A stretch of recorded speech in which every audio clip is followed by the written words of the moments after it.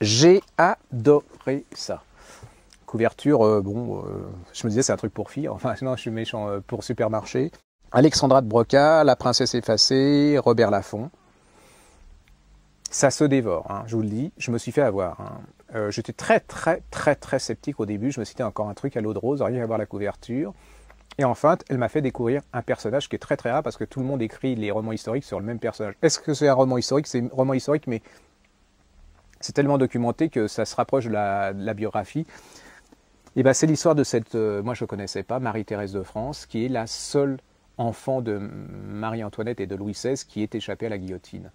C'est-à-dire que ça commence, vous êtes dans une cellule du temple, vous avez une espèce de sauvageonne complètement sale, muette, parce que personne ne lui parle plus. Les murs sont complètement dégoûtants, sa paillasse est vraiment une paillasse, elle est presque pas habillée, les fenêtres sont barricadées. Mais Robespierre étant tué, assassiné, qu'est-ce que je veux dire, exécuté, Barras se dit que les rois vont peut-être revenir, donc on va peut-être s'occuper quand même de celle qui reste. Et il charge quelqu'un de reprendre contact dans la cellule, c'est une femme honnête du peuple, et elle va nous faire redécouvrir cette jeune femme qui est complètement, mais alors vraiment c'est comment une innocente, parce qu'elle est pour rien, elle a complètement été bousculée par l'histoire, complètement bouffée, il va falloir lui réapprendre à parler, parce qu'elle ne parle plus, à se peigner, à se laver, à se vêtir, il va falloir nettoyer toute la cellule, redécouvrir la vie, il va falloir, chose abominable, ce que je ne savais pas, c'est qu'elle ne sait pas que ses parents sont, que toute sa famille est morte, décapitée, donc il va falloir lui réapprendre ça.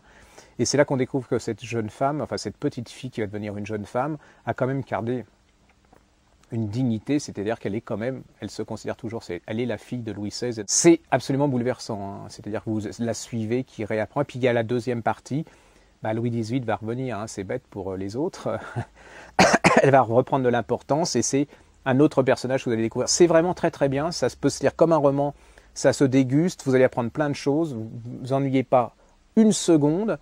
Alors c'est vrai qu'elle n'est pas universitaire, elle n'est pas chez Fayard, machin, un truc et tout, mais moi, elle m'aura fait découvrir un personnage, et si vous avez envie, vous allez lire une vraie biographie documentée de chez Fayard sur Marie-Thérèse de France, et puis voilà.